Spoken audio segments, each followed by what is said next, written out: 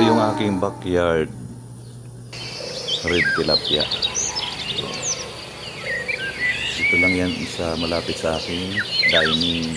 Ito yung dining ko. Ito yung sa gilid lang mismo. Tingnan nyo ha.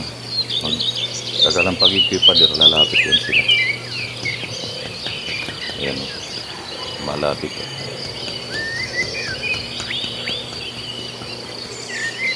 Patainin natin. Mag-aagawan mo. Ayan o. Nag-aagawan o.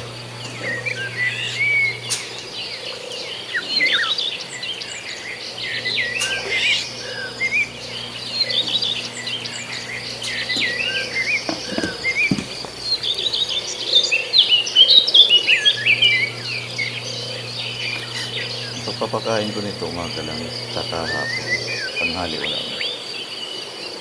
Kaya magdamag nila, gutom yun sila. Pinakakain sa umaga.